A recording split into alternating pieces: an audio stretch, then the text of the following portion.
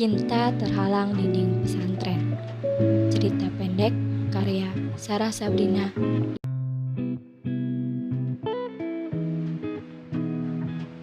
Cinta Terhalang Dinding Pesantren. Cerita pendek karya Sarah Sabrina, dibacakan oleh penulisnya sendiri. Cinta memang tak mengenal tempat, karena bahasa cinta adalah bahasa hati. Jika bertemu dengan lawan jenis, pasti ada getaran tersendiri. Getaran itu memang sudah kodratnya kita sebagai manusia, karena kita diciptakan saling berpasangan. Terlebih jika orang itu adalah orang yang kita dambakan atau kagumi. Mungkin ada rasa malu-malu bercampur dengan senang. Mencintai seorang santri bukanlah menjadi hal yang mudah. Saat rindu tak dapat dilampiaskan, sungguh rasanya sangat berat. Namun, cinta ini sangat indah. Saat harus bersabar dan terpisah oleh waktu dan dinding pesantren. Saling menanti hari di mana kami libur panjang. Liburan kelas 9, pertama kalinya kita bertukar pesan dan bertemu secara langsung. Itu cukup membuatku tidak bisa melupakannya dalam ingatanku. Hai, salam kenal ya, gue Ader. Itu pesan pertama yang kuterima dari Ader. Berawal dari perkenalan, berakhir pacaran. Hubungan kita terus berjalan, walaupun di pesantren kita tak boleh ada hubungan dengan lawan jenis. Tetapi kita masih bisa berkomunikasi dengan bahasa tangan. Kalau ingin memberi kabar, kita saling mengirimi surat atau menunggu hari di mana kita dijenguk agar kita bisa bertukar pesan. Isi pesannya selalu diawali dengan Ader yang menanyakan kabarku. Hai, apa kabar? Aku baik-baik saja. Bagaimana denganmu? Kabarku sama dengan kabarmu. Kamu baik, aku pun baik. Begitulah sekiranya isi pesanku dengan Ader. Jika kita sedang merindu, kita akan bersitatap di depan gerbang pembatas antara santri putra dengan santri putri. Kita jalani hari-hari seperti itu. Hingga saat dimana kita akan berpisah sekolah, aku akan melanjutkan pesantren ke kota Tangerang Selatan. Sedangkan Ader akan melanjutkan pesantren ke Pandeglang. Sebelum berpisah sekolah, kita bertemu kembali untuk yang kedua kalinya. Kita bertemu di suatu taman hiburan yang dekat dengan rumahku. Ternyata saat itu Ader sudah menyiapkan hadiah perpisahan untuk tanda pisah sekolah dan mengakhiri hubungan ini. Kita akhiri saja hubungan ini ya, kata Ader sambil memberi hadiah kepadaku. Kenapa? Kenapa kamu seperti ini, Ader? Aku salah apa? Tanyaku. Lu gak salah apa-apa, tapi emang guenya aja yang mau mengakhiri hubungan ini. Mungkin kita akan bertemu kembali di lain waktu, jawab Ader. Oke, kalau maunya kamu begitu, aku juga gak akan kuat untuk LDR, jawabku dengan sarkas. Setelah itu, kita benar-benar berpisah sekolah dan mengakhiri hubungan ini. Tidak ada lagi momen bertukar pesan dan bertemu. Dan tak ada lagi kabar darinya. Sekian, terima kasih telah mendengarkan cerpen pertama saya.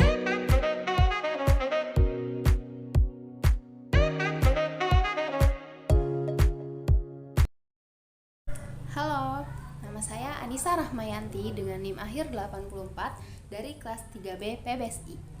Kali ini saya akan membacakan sebuah dongeng yang berjudul Beluntas dan Tali Putri. Halo, nama saya Anissa Rahmayanti dengan NIM akhir 84 dari kelas 3B PBSI. Kali ini saya akan membacakan sebuah dongeng yang berjudul Beluntas dan Tali Putri. Pada zaman dahulu di hutan Amor, hiduplah tumbuhan beluntas dan tali putri.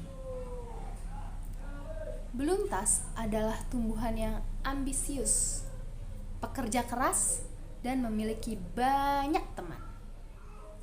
Setiap harinya, ia selalu melakukan fotosintesis bersama teman-temannya. Fotosintesis.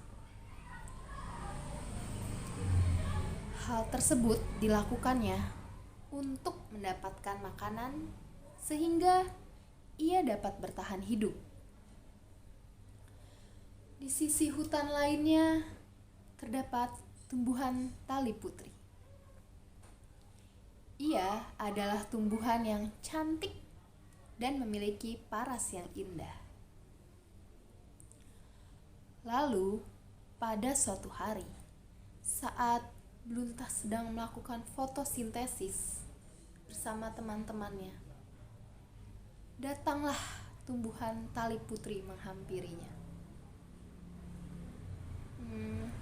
"Hai, kalian sedang apa di sini?" kata tali putri. Melihat hal tersebut, Beluntas terperangah karena kecantikan dan keindahan paras tali putri. Bagaikan insan bidadari, dalam hatinya ia berucap, "Hai, kita di sini sedang melakukan fotosintesis. Lalu, siapakah kamu? Aku baru pertama kali melihatmu di sini," ucap Beluntas. Aku tali putri. Ya, aku memang belum pernah kesini sebelumnya. Tujuanku sampai saat ini adalah untuk mencari makanan," jawab tali putri. Karena terpanas dengan keindahan paras tali putri, tanpa sadar Beluntas berkata, "Sini, datanglah kepadaku. Di sini kita selalu mendapatkan makanan." Tali putri pun tersenyum. Ia sangat bahagia karena akhirnya bisa mendapatkan apa yang selama ini ia cari. Sejak pertemuan pertama itu hingga saat ini, tali putri selalu bersama Beluntas. Mereka mendapatkan makanan bersama, mengobrol, bercanda tawa, dan selalu menghabiskan waktu bersama. Seiring berjalannya waktu, Beluntas menjadi nyaman dengan tali putri. Begitu pula sebaliknya, hingga mereka berdua memutuskan untuk menikah dan hidup bersama. 1 bulan hidup bersama, kehidupan sangat indah rasanya bagi mereka berdua. Dari pagi hingga malam, mereka selalu bersama. Hingga waktu terus berjalan, 2 bulan, 3 bulan, dan berbulan-bulan sudah terlewati. Namun, di suatu pagi, Beluntas merasa aneh. Karena semenjak menikah, hidupnya terasa sedikit terkekang. Ia ingin mencoba kumpul lagi bersama teman-temannya dan melakukan fotosintesis bersama. Saat ia mencoba izin kepada tali putri pun tidak mengizinkannya dan berkata, "Tidak bisakah kamu di rumah saja? Aku tidak bisa jika harus sendirian." Lalu Beluntas pun berpikir dan merasa benar saja bahwa tidak seharusnya ia meninggalkan pasangannya. Baiklah, aku akan tetap di sini bersamamu. Seiring berjalannya waktu, Beluntas semakin tidak bisa menahan rasa jenuh karena harus di rumah terus. Ia pun mencoba untuk keluar dan meminta izin kepada Tali Putri. Dan seperti biasa, Tali Putri tidak mengizinkannya. Tidak bolehkah aku keluar saja bersama teman-temanku? Aku rindu dengan mereka. Aku ingin melakukan fotosintesis lagi, Tali Putri, ucap Beluntas. Tidak bisa, sayang. Jika kamu mau keluar, maka kamu harus mengajak aku. Lambat laun karena Beluntas tidak pernah keluar untuk berfotosintesis lagi. Ia pun akhirnya kekurangan makanan.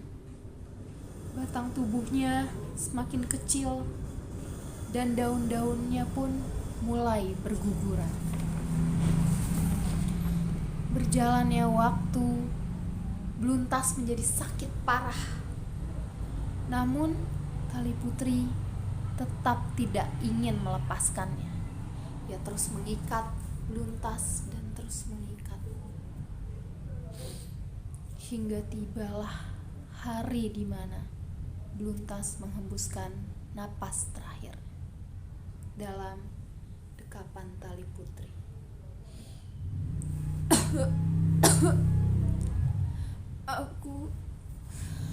Aku sudah tidak kuat lagi, Tali Putri. Aku sakit.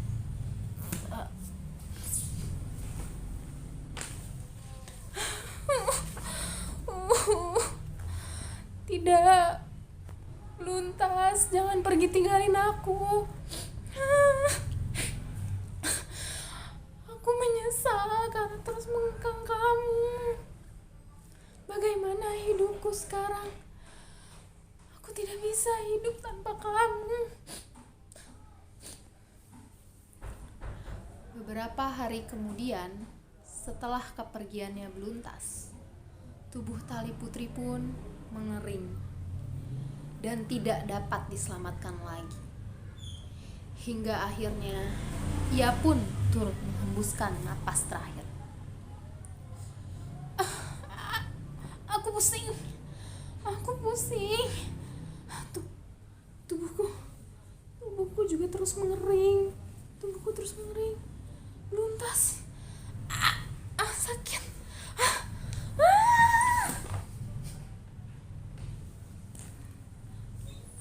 Ya, selesai sudah dongeng Beluntas dan Tali Putri.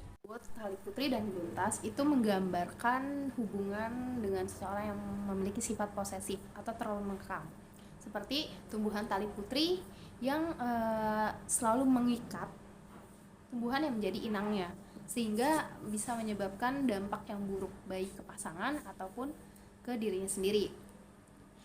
Mungkin sifat posesif itu kadangkala muncul karena kita terlalu sayang atau tidak terlalu percaya kepada pasangan. Tapi kalau misalnya alasannya karena terlalu sayang, seharusnya sayang tidak diimplementasikan ke hal tersebut, melainkan harusnya diimplementasikan ke rasa mendukung pasangan, support kegiatan positif pasangan, dan juga lebih percaya kepada pasangan, apa yang dilakukan oleh pasangan, seperti itu. Terima kasih. Seperti Debu, karya Nadia Yunianti. Aku mencintaimu seperti debu yang setia menempel pada dinding, seperti debu yang tak diharapkan kehadirannya, seperti debu pula yang tetap tersenyum dihempas ke bulan asap. Aku mencintaimu seperti debu seperti debu yang akan terbang meninggalkanmu.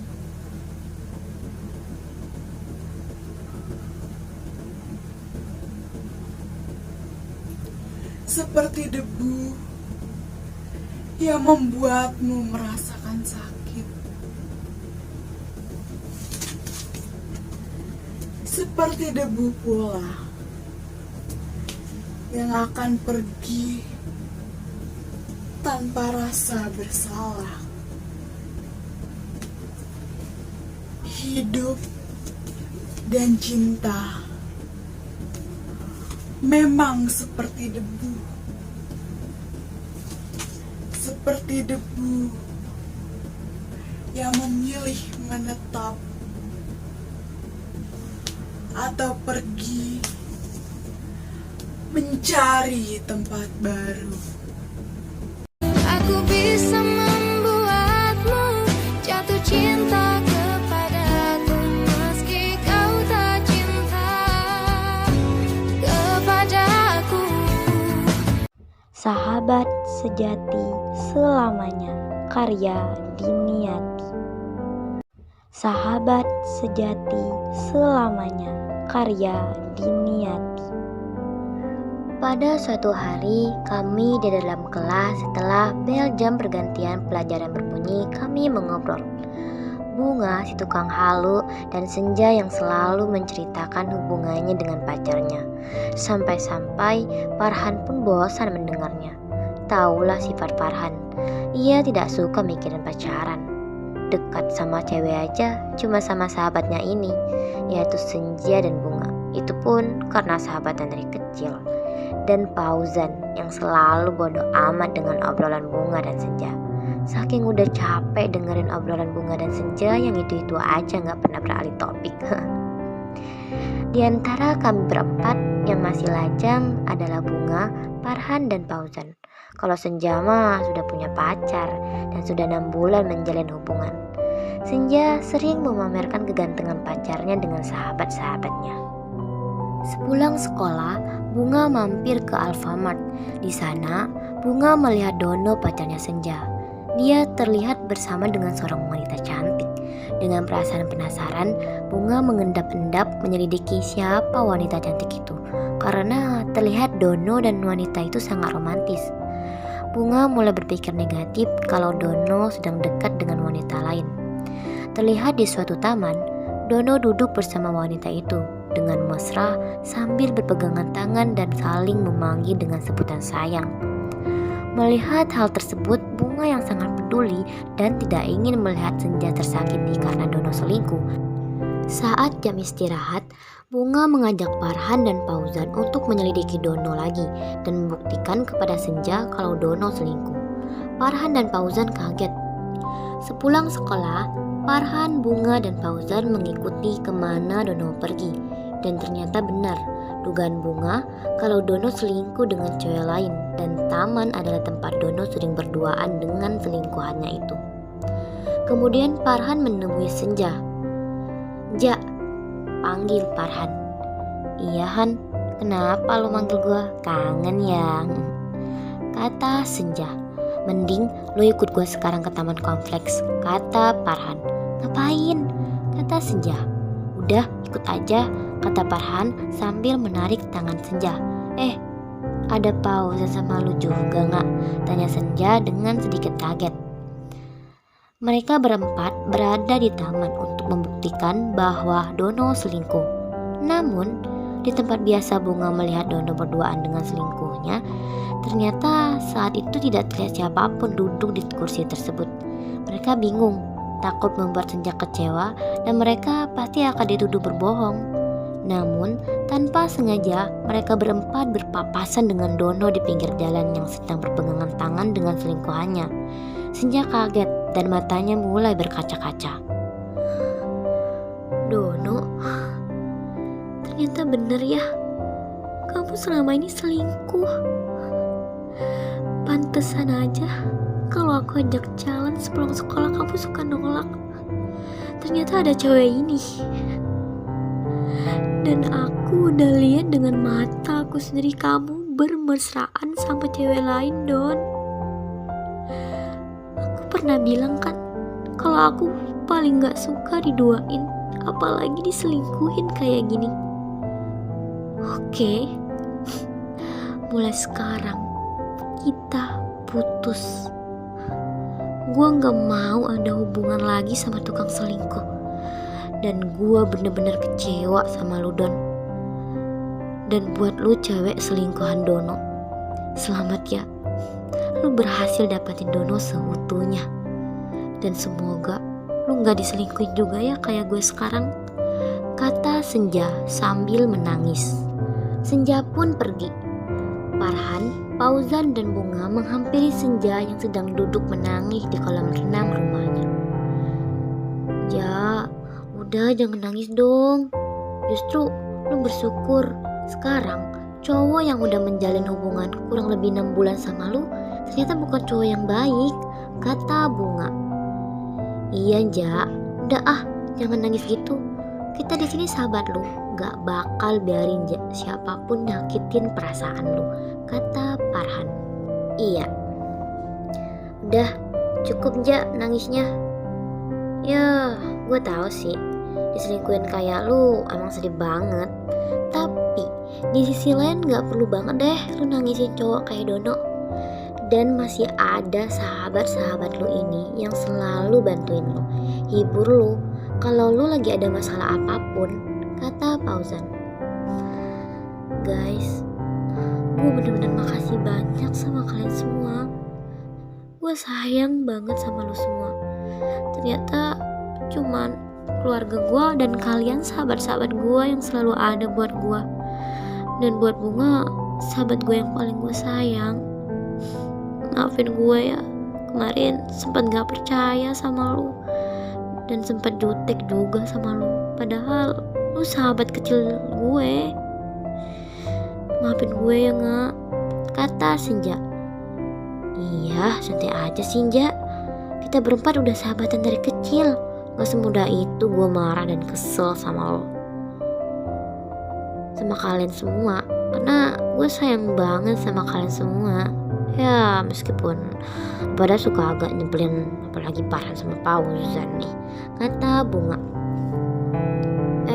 Lu nggak bisa aja mencairkan suasana sendu ini. Bener ya, kata Bunga. Ingat, kita ini udah kayak saudara. Jadi gak boleh satupun di antara kita sedih-sedih, nangis-nangis kayak gitu. Udah hapus air mata lu, kata Farhan. Iya ya, kita ini best friend forever. Dan ingat ya guys, kita harus rukun kayak gini, harus saling peduli, harus saling menyayangi, gak boleh marah-marahan lagi, oke? Dan gue juga mau bilang gue sayang banget sama lo semua, kata Fauzan sambil meminum jus buah. Senja yang tadinya sedih dan menangis tersendu-sendu karena diselingkuhi Dono, kini sudah terlihat tersenyum karena perlakuan, kasih sayang, perhatian dari sahabat-sahabat yang saling menguatkan satu sama lain. Kisah Pesisir, karya Rahmayanti. Kisah Pesisir, karya Rahmayanti. Kisah Pesisir. Pasang surut dirasakan pantai berkali-kali. Batu karang mahir memaklumi segala hantaman ombak yang datang. Kali ini, ombak menyeru kasih sayang. Ombak melaju hening. Bibir pantai tersungging. Namun, riak ombak kembali membuat gamang. Lagi, perlahan hilang meninggalkan gersang. Gulungan ombak yang mula dipandang istimewa sekejap beralih menjadi lara. Berangsur-angsur surut kala senja terlampau hanyut.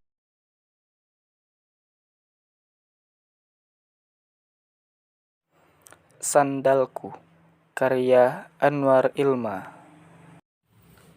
Sandalku. Tentang sandalku, dari ranting yang jatuh bersama kasih, liar, tipis, akan ku ajak kau berkelana. Adiwarnaku yang lurus sempurna. Lihatlah sepasang bestari. Hiduplah hidup sandalku abadi. Antara kita hilang, datang tak berubah. Sandal makna sederhana. Biar sederhana, asal awet rasanya. Biarkan hati yang memilih, karya Aisyah Kimberly Maru. Bertemunya kami merupakan suatu hal yang bisa dibilang mengesankan, bisa juga dibilang meresahkan. Mengesankan karena dia membuatku merasa bingung bahwa ada orang sebaik dia di dekatku. Namun meresahkan karena kebaikan itu membuatku selalu ingin berada di dekatnya. Tetapi justru keinginanku itu membuat kesalahpahaman yang menjadikanku merasa amat menyesal. Ini cerita singkatku dengan dia yang bernama Alfi, yang kuanggap teman dekat, namun sepertinya dia beranggapan lain. Semuanya berawal dari salah satu teman SMA-ku yang memperkenalkanku dengannya. Saat itu, aku dan teman-temanku sedang mengunjungi salah satu tempat kopi yang sering kami datangi di daerah Jakarta Selatan bernama Palston Coffee. Disitulah pertama kali kami bertemu. Awalnya, kukira Alfi merupakan orang yang pendiam dan membosankan. Ternyata aku salah. Setelah mengenal dia lebih dekat karena kami sering bertegur sapa dan mengobrol di Palston Coffee, Alfi yang kukira pendiam itu ternyata dia merupakan orang yang kelewat baik, bijak, sekaligus menyenangkan. Suatu hari ia mengajakku mengobrol tentang banyak hal, di saat temanku sedang asik sendiri bermain game. Ia bercerita tentang kehidupan sekolahnya, teman-temannya, sampai ke keluarganya. Aku pun merasa sedikit kaget bahwa Alfi merupakan orang yang sangat terbuka dan seru untuk diajak mengobrol tentang hal apa saja. Perilakunya itu memancingku untuk bertukar banyak cerita dengannya. Saat kami tidak bertemu pun, ia tetap menanyakan kabarku atau bagaimana hariku. Sampai-sampai teman-temanku sering mencobai kami karena melihat Alfi yang begitu peduli dengan hal kecil tentangku. Melihatnya berperilaku sangat baik padaku, tidak mungkin kan aku tidak memberinya perilaku yang sama. Saat itu pun aku sedang dalam masa pendekatan dengan seseorang bernama Darel. Sifatnya tak beda jauh dengan Alfi, hanya saja perilakunya seakan-akan memastikan bahwa dia menyukaiku. Namun sepemahamanku, selama kita belum mempunyai hubungan atau status yang jelas dengan orang itu, kita bebas untuk dekat dengan siapa saja, bukan? Aku mengenal Darel sudah 3 bulan lamanya. Ia mendekatiku dan itu terlihat sangat jelas dari kata-kata dan juga perbuatannya. Tetapi mengapa aku sangat buta dalam melihat maksud semua perilaku Alfi padaku? Saat itu, aku bercerita tentang bagaimana Alfi yang sudah mengungkapkan perasaannya padaku kepada Darel. Siapapun bisa mengetahui bahwa ia cemburu dengan perilaku Alfi padaku. Aku bingung. Mengapa hatiku merasa bimbang dalam memilih antara dua lelaki baik itu? Aku memang berdoa kepada Tuhan untuk memberiku lelaki yang baik dan perhatian padaku. Namun jujur, satu lelaki yang baik padaku saja sudah sangat cukup. Tidak tahu mengapa Tuhan memberiku 2 lelaki baik sekaligus, tetapi aku sangat berterima kasih karena dipertemukan dengan mereka. Namun memang aku akui, sulit untuk memilih salah satu karena jika bisa, aku ingin menyimpan dua-duanya. Bercanda. Aku tidak ingin tahu karmanya seperti apa. Kembali lagi, sempat aku merenung sesekali dalam memilih mana yang memang benar-benar aku sukai. Jangan berpikiran buruk padaku. Tapi jika kalian disuguhkan 2 barang bagus, bukankah kalian akan bingung untuk memilihnya? Awalnya aku memang merasa bahwa hatiku untuk Darel. Tetapi, semenjak aku mengenal Alfi, entah mengapa aku merasa lebih cocok dengannya. Dimulai dari genre musik, cara berpakaiannya, dan juga cara ia berbicara denganku dengan nada yang lembut yang melebihi kain sutra. Jika kalian bertanya mengapa awalnya aku menyukai Darel, Itu karena sudah lama aku tidak membuka hati untuk siapapun. Dan Darel datang di waktu yang tepat di saat aku mulai membuka hatiku. Kala itu aku berpikir, pertama kali aku membuka hati, Darel lah yang datang pertama. Dan aku pun berpikir bahwa memang ia yang dikirimkan Tuhan untukku. Tapi keputusanku harus dibuat. Dan aku memilih Darel yang dari awal memang ada niat untuk mendekatiku. Karena jika aku memilih Alfi, aku tidak yakin bisa menjalin hubungan dengannya. Karena aku tipe orang yang jika memang sudah menjadi teman, apalagi teman dekat, aku tidak akan bisa mencintainya setelah itu. Aku tidak ingin menyesal di kemudian hari, karena aku kehilangan orang seperti Darel. Karena dari itu, aku lebih memilih untuk tetap berteman dengan Alfi. Memang ada saatnya di saat aku dan Alfi tidak saling berkomunikasi. Sampai teman-temanku tahu mengapa kami berperilaku demikian. Tetapi seiring berjalannya waktu, Alfi memutuskan untuk mulai menegurku terlebih dahulu. Memang bahagianya bukan main saat tahu aku tidak jadi kehilangan temanku. Walaupun kami tidak mungkin sedekat dulu. Namun bahagiaku dengan Darel tidak kalah bukan mainnya. Kami saling mengisi kekurangan masing-masing dan memberi kelebihan masing-masing. Untuk Alfi, aku memang kagum dengan semua tentangmu. Tetapi takdir memang tidak mengizinkanku untuk merusak pertemanan kita. Namun jujur, kau tetap teman terbaikku di kala susah maupun senang, bahkan di kala galau maupun bahagia. Seandainya kau tahu bahwa aku selalu mengharapkanmu untuk menemukan perempuan yang baik untukmu. Tidak terbayang memang jika kau saja sebaik itu, bagaimana dengan pasanganmu nanti? Kuharap memang benar perkataan orang, bahwa semua orang baik pasti akan dipertemukan dengan orang yang baik juga. Cerita pendek yang berjudul Kisah Bersama Kamal, yang akan dibacakan oleh penulisnya sendiri, yaitu Nurul Suci Damayanti. Cerita pendek yang berjudul Kisah Bersama Kamal, yang akan dibacakan oleh penulisnya sendiri, yaitu Nurul Suci Damayanti. Kamal, genggaman itu masih menghantuiku.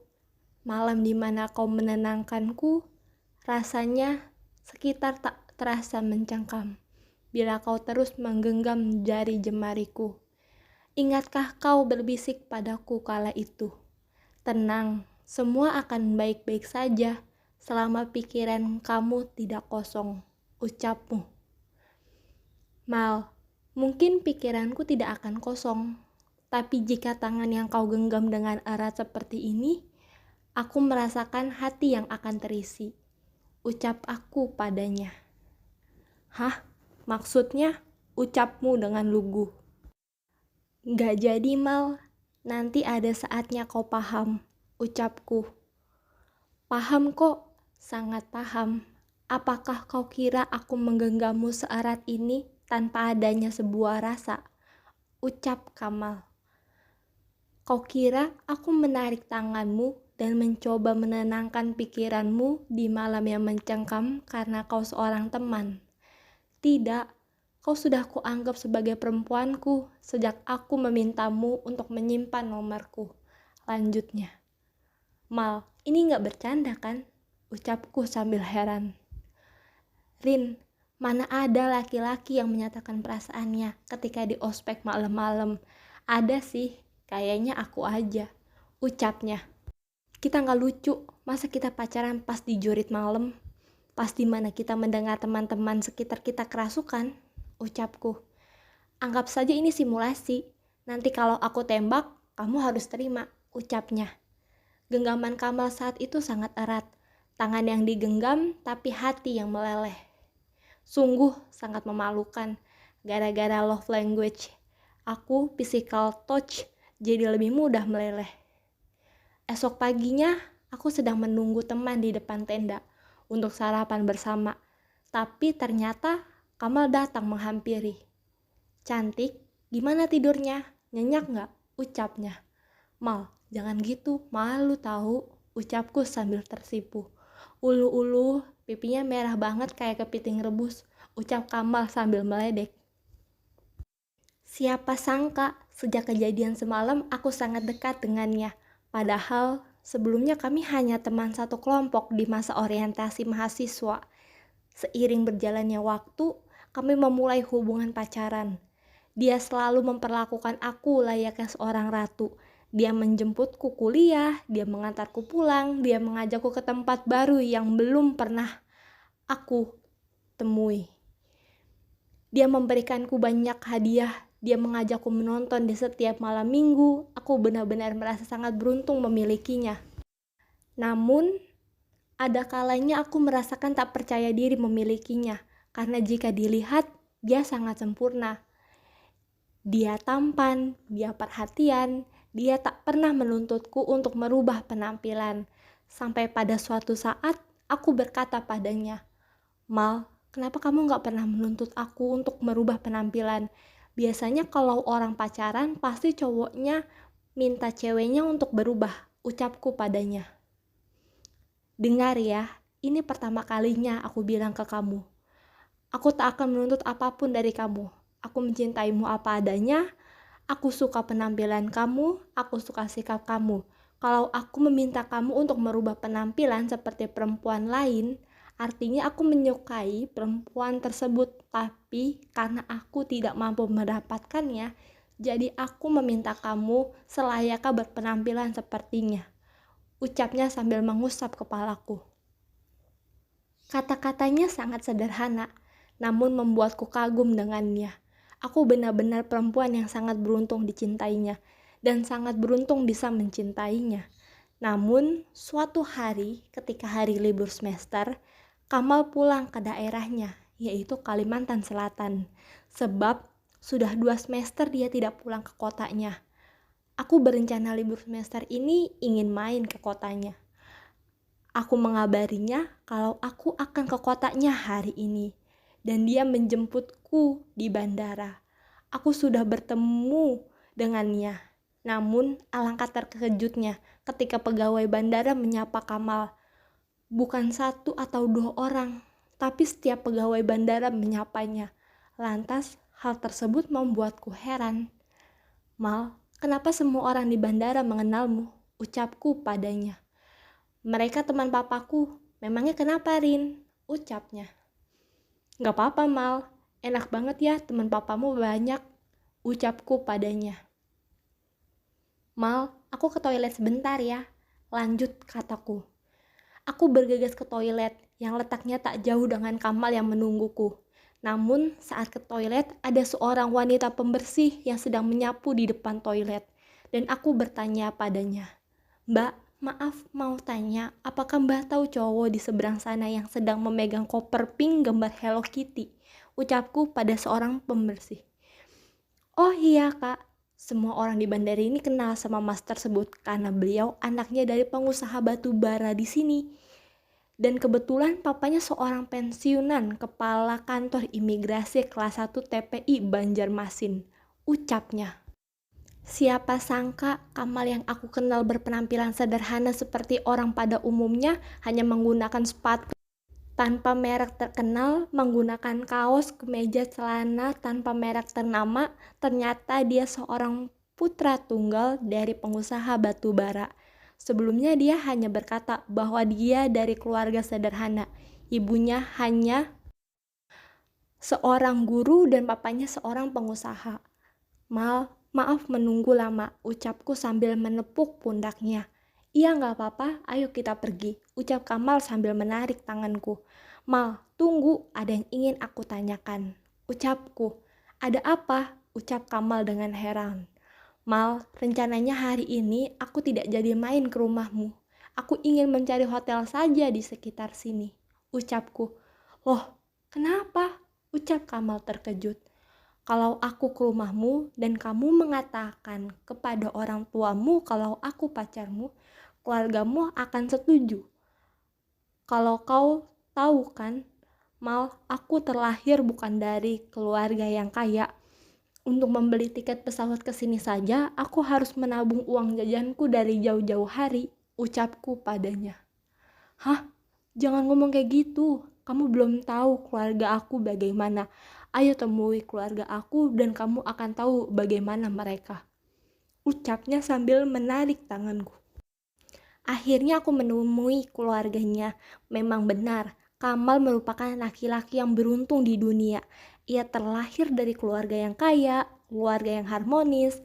Perempuan mana yang tidak mau dengannya? Walaupun demikian, aku sebagai seorang pacarnya merasakan tidak percaya diri mendekatinya. Kalau aku tahu dia sesempurna ini, namun kalian tahu, walaupun keluarganya kaya, ternyata mereka bisa menerima keberadaanku saat ini. Dan mereka sangat mendukung hubungan kami, walaupun aku tidak sangka bahwa aku memiliki seorang pacar yang sangat sempurna. Penyesalan adalah hal terberat dalam hidup ini. Tapi yang paling berat dari hal terberat adalah sendiri, bersama banyaknya kesedihan. Karya Rahel Kamila Rahim.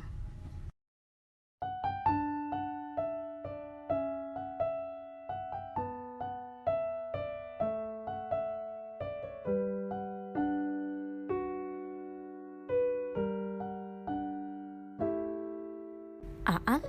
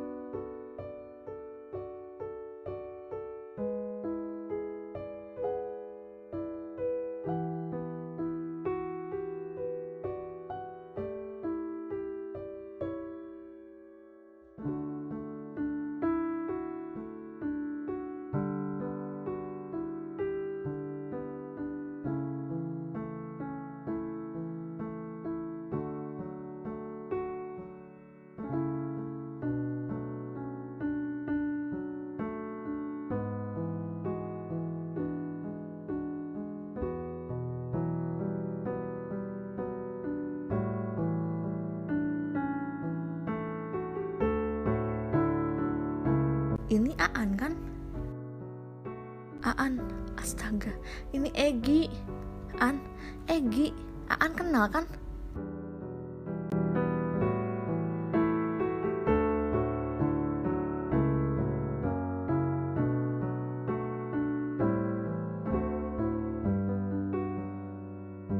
Egi. Iya, ini Egi. Astaga Aan, ini benar Aan ya? Aan, kita ketemu lagi. Aan yang ini, Aan yang suka banget makan ayam bakar tanpa lalapan kan? Ini Aan yang sering ngajakin Egi keliling Jakarta tiap malam Senin kan?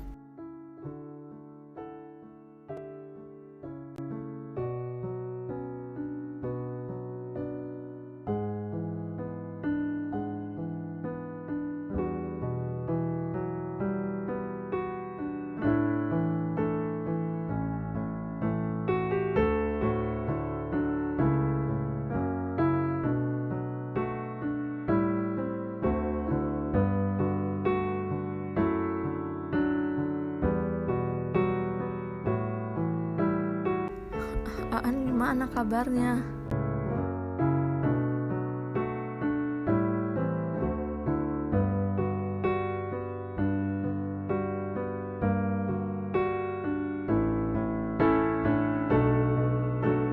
Aan baik, Egi. Aan selalu baik.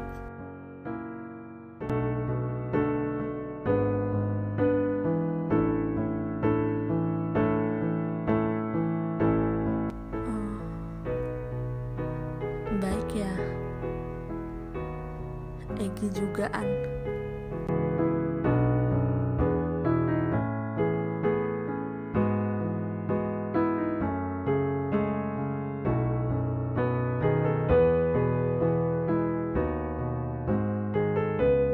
Egi tetap secantik rembulan. Aan selalu suka dengan hangat senyum Egi. Astaga, sekian lama Aan gak lihat senyum ini. Egi, selama Aan gak ada, Egi bahagia kan? Egi cantik sekali. Aan gak tahu harus apa.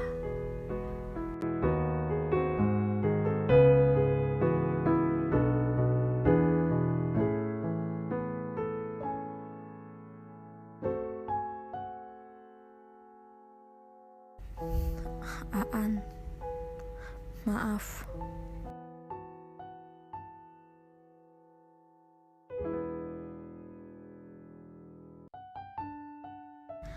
Egi minta maaf ya.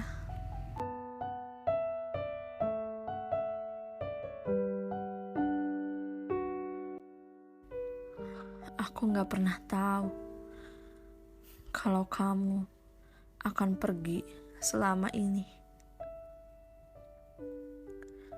Kamu pun gak pernah memberi kabar sama sekali. Aku juga gak pernah tahu kalau ternyata takdir masih mau dengar anganku, yang mau kita bisa bertemu lagi. Aku menunggu, An. Aku selalu nunggu kamu.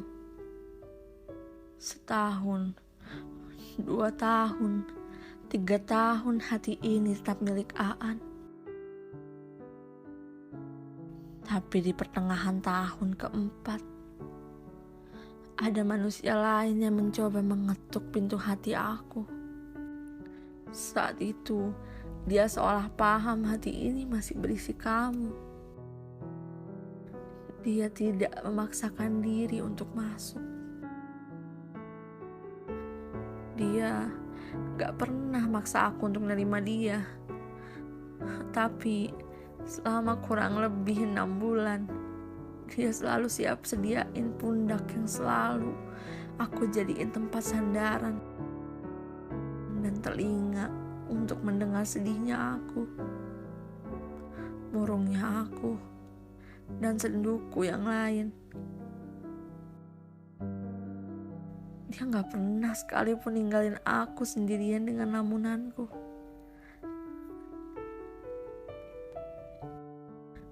Dia selalu ada untukku, An.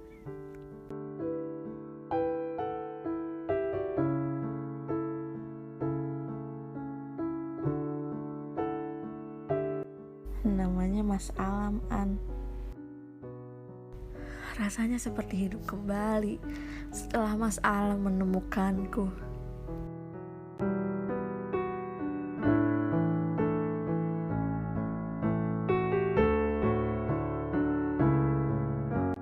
Ran,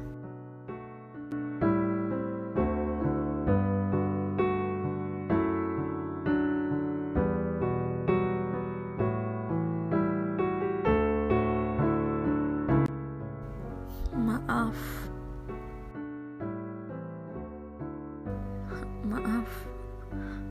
aku gak bisa sabar itu untuk terus nunggu kamu.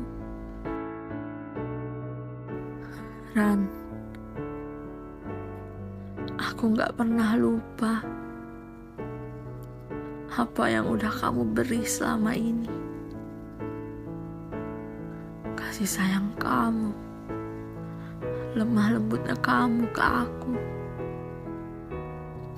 Banyak pelajaran hidup baru yang aku dapetin dari kamu. Aku gak akan pernah lupain kenangan kita. Aku gak akan pernah lupain kamu.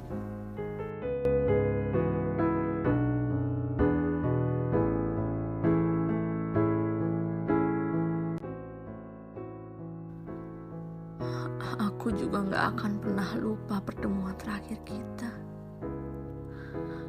Pagi buta kamu ke rumahku, mengetuk rumahku tidak sabaran, meluk aku erat sekali, sampai rasanya cemas dalam dirimu tersalur ke aku. Gimana bingungnya aku malam itu waktu kamu bilang mau pergi. Bahkan aku belum sempat bertanya, kamu kenapa? Mau kemana? Dan sesuatu apa yang kamu khawatirkan? Tapi kamu cuma bisa bisikin aku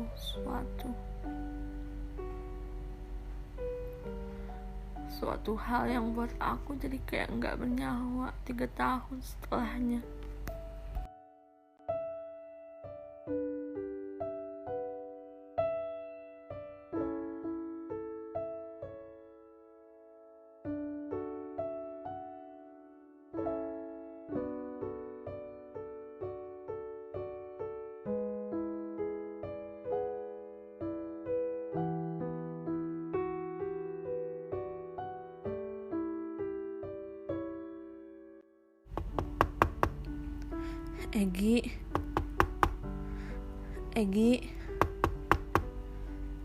Egi, ini Ran.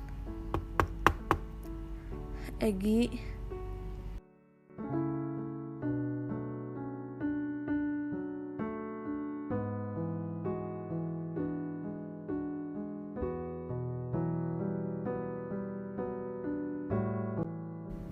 Aan. Kenapa? Kamu kenapa? An?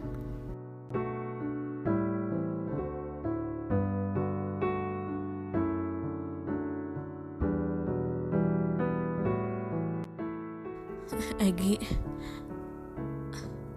aku harus pergi dan kamu harus bisa tanpa aku ya. Rasaku padamu terlalu kuat dan aku gak bisa berbuat apa-apa, Gi. Aku harap kamu mengerti ya. Aku selalu menyayangimu, bahkan mencintaimu.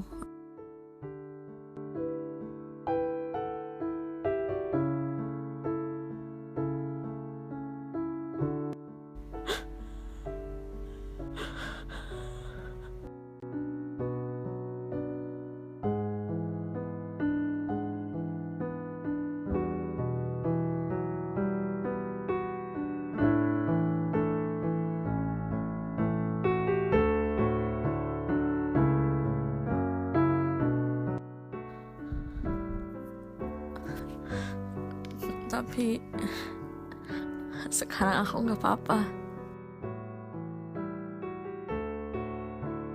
Sekarang aku udah gak apa-apa, Ran.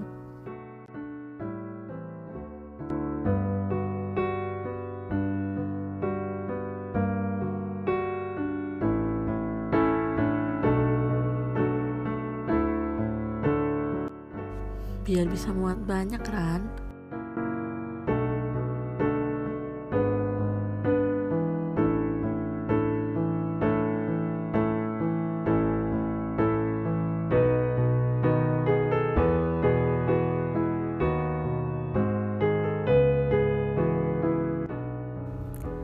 Datang ataupun tidak, aku tidak apa-apa, Ran. Aku sangat senang saat kamu menghubungiku lagi, Ran. Aku sangat senang saat kamu kembali mengajakku bertemu. Dan aku pikir mungkin di pertemuan inilah saat yang tepat untuk memberitahu kepadamu kalau aku gak pernah baik-baik aja setelah kamu pergi. Dan maaf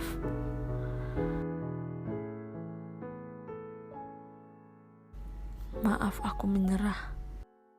Maaf karena tidak bisa melanjutkan perjalanan bersamamu. Maaf karena aku akan bahagia dan itu bukan sama kamu. Maaf karena aku harus melanjutkan chapter ini tanpa kamu. Karena kalau menunggumu, rasanya aku akan tetap berada pada halaman yang sama.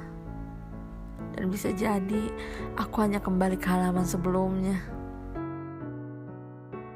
Bersamamu banyak senangnya, tapi luka darimu adalah luka yang paling membekas, Ran.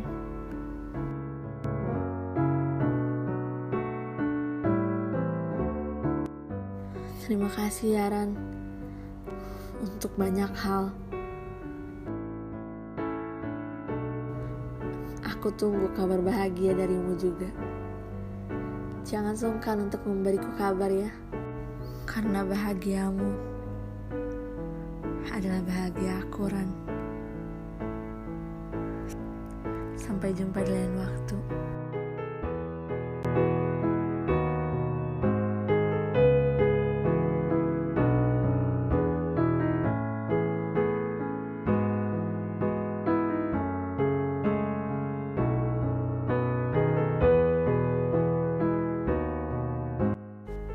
Bahagiaku itu bersamamu, Gi. Maafkan aku.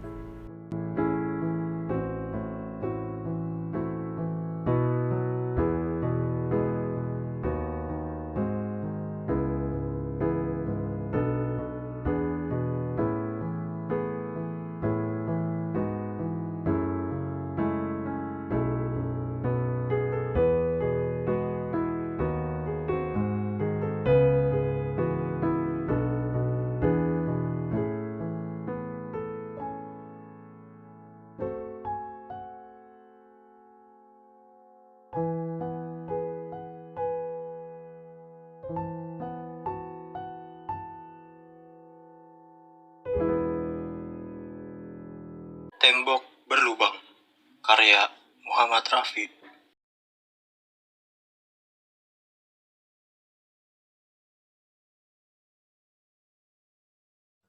Tembok berlubang. Pagi yang mendung. Langit yang hitam bagaikan arang. Matahari seolah memakai kerudung. Langit yang mendung. Tembok yang jadi penghalang. Penghalang sepasang insan manusia yang sudah mengikat perasaan. Hanya pasrah yang bisa ditempuh. Tembok itu berlubang. Kesempatan masih bisa datang. Namun, hanya bisa melihat, tak bisa untuk dimiliki. Maju menambah masalah. Mundur sama dengan bersalah.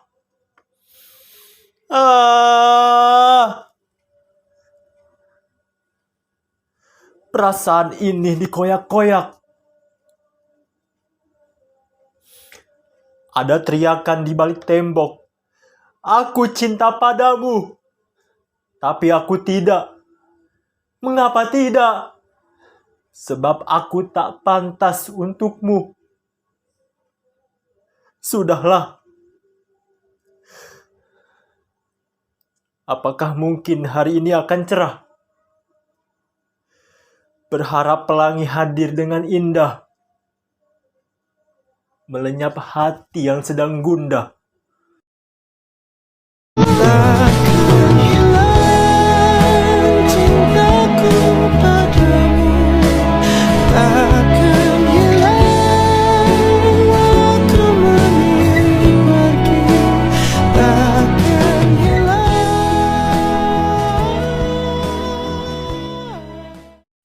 Ada Cinta di SMP, karya Nadila Zahra Rahmawati.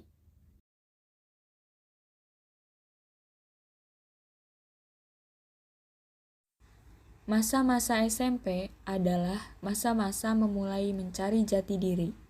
Entah itu soal pertemanan, percintaan, dan lain-lain. Perkenalkan, namaku Salsabila Ananda. Aku biasa dipanggil Salsa oleh teman-teman. Aku ingin menceritakan kisah cintaku di SMP. Inilah kisahku. Halo, namaku Salsa. Aku adalah murid SMP Nusa Bangsa. Ini hari pertamaku duduk di bangku SMP.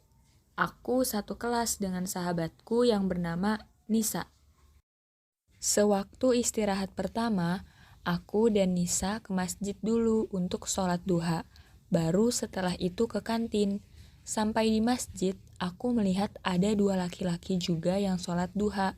2 laki-laki itu ternyata satu angkatan denganku, tapi aku tidak tahu namanya. Setelah selesai sholat duha, aku dan Nisa langsung ke kantin dan makan di sana. Kita ketemu dengan Safa dan Wulan. Mereka juga lagi makan di kantin. Selesai makan, kita berempat balik ke kelas. Kita melewati lorong kelas. Tanpa sengaja, aku melihat 2 laki-laki itu berjalan masuk ke kelas 7B.